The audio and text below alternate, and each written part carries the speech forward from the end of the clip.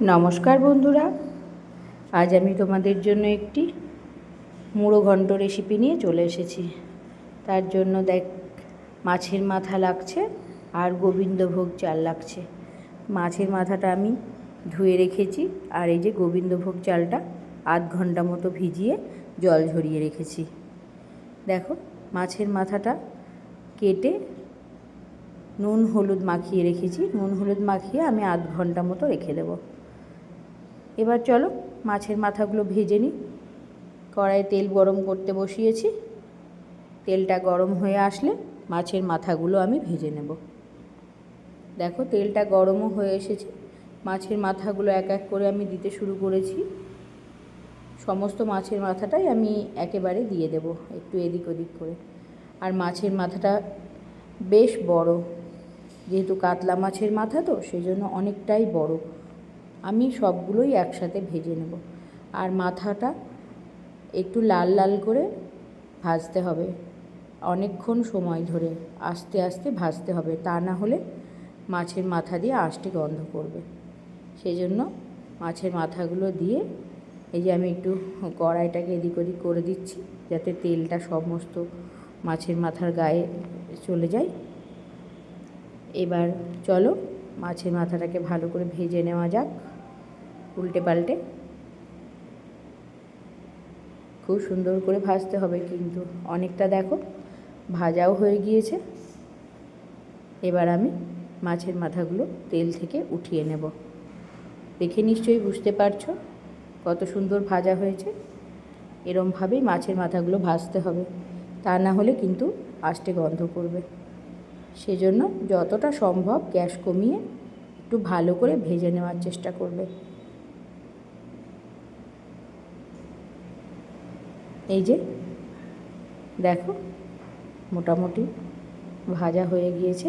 এইবার আমি বারবার উল্টে পাল্টে দেখছি কোন দিকটা কাঁচা আছে, কোন দিকটা ভাজা হয়েছে। সেইভাবে আমি বারবার ভাজার চেষ্টা করছি।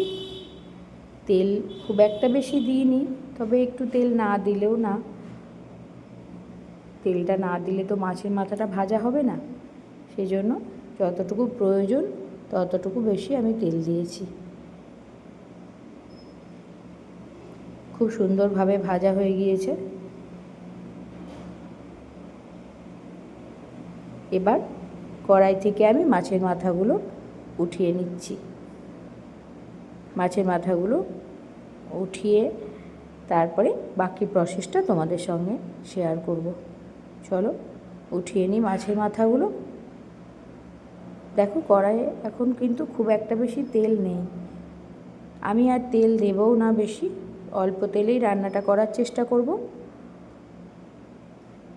এবার কড়াইয়ের ভেতরে ফোড়নে আমি দিয়ে দিচ্ছি শুকনো লঙ্কা, এলাচ, দারচিনি আর একটু গোটা জিরে আর তেজপাতা। ফোড়নটা একটু ভাজা হয়ে আসলে এর ভেতরে আমি দিয়ে দেব একটা পেঁয়াজ। আমি ছোট ছোট করে কেটে রেখেছি, সেই পেঁয়াজটা আমি এর ভেতরে দিয়ে দেব। এই যে একটা পেঁয়াজ কেটে নিয়েছিলাম, এটা দিয়ে দেব। ভীষণ ছোট ছোট করে কেটেছি পেঁয়াজটা, যতটা সম্ভব একটু কুচি করে কাটার চেষ্টা করবে। পেঁয়াজটা এর ভেতরে দিয়ে একটু নাড়াচাড়া করে হালকা একটু কালার আসলে, যতক্ষণ না একটু হালকা কালার আসছে ততক্ষণ আমাকে অপেক্ষা করতে হবে। পেঁয়াজটা ভাজা হচ্ছে, দেখো একটু মনে হচ্ছে হালকা কালার এসেছে, আর একটু ভাজতে হবে। তো পেঁয়াজটা ভাজা হোক, ততক্ষণ আমি মশলাটা রেডি করে নিই। এই দেখো, 1 চামচ আর 1 চামচ 2 চামচ আমি এখানে আদা আর লঙ্কার পেস্টটা দিয়ে দিচ্ছি।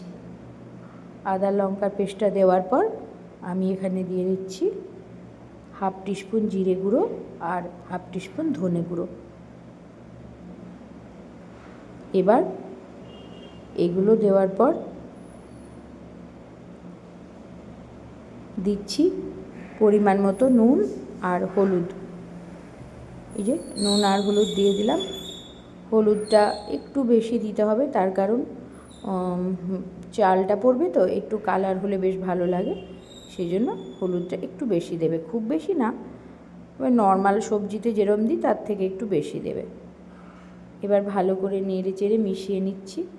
মশলাটা ভাজা হোক ততক্ষণ অপেক্ষা।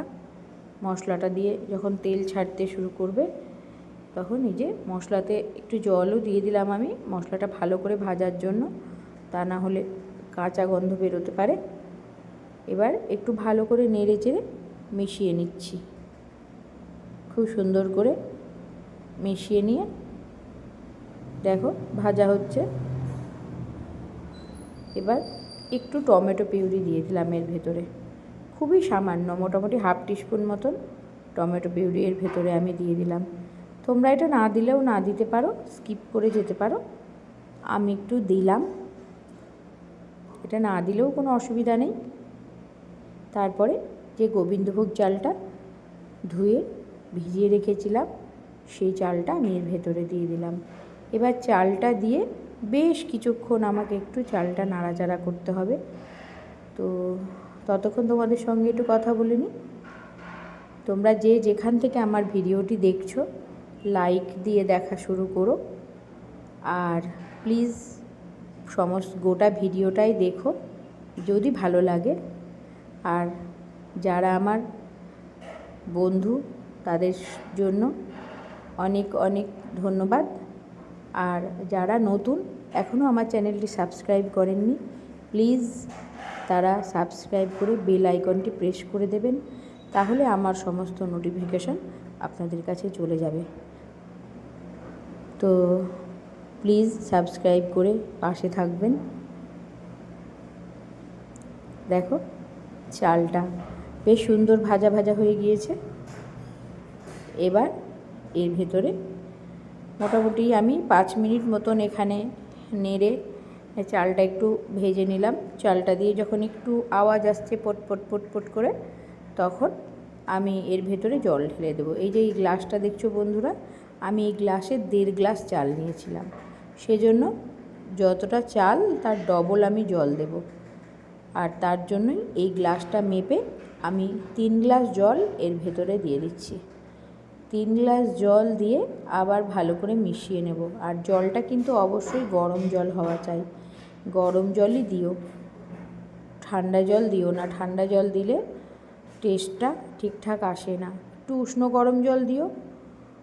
এবার ভালো করে মিশিয়ে নিলাম, মিশিয়ে নিয়ে ঢাকা দিয়ে দেব। ঢাকা দিয়ে 2 মিনিট মতন রেখে তারপরে আবার ফেরত আসছি। 2 মিনিটের জন্য ঢাকা দিয়ে দিলাম। 2 মিনিট পর চলে এসেছি। দেখো অনেকটা জল টেনে এসেছে, তাই না? মাছের মাথাগুলো দেখো আমি ছোটো ছোটো করে কেটে রেখে ভেঙে রেখেছি, এগুলো আমি এবার মাছের ভেতরে দিয়ে দিলাম, দিয়ে ভালো করে মিশিয়ে নেব। অনেকটাই জল কমে এসেছে। ভালো করে মিশিয়ে নেওয়ার পর কত সুন্দর, এর ভেতরে আমি আরও কিছু জিনিস দেব। তো দেখো মাছের মাথাটা দিয়ে অবশ্যই ভালো করে মিশিয়ে দেবে, মানে না মিশালে মাছের মাথাগুলো সেদ্ধ হবে না।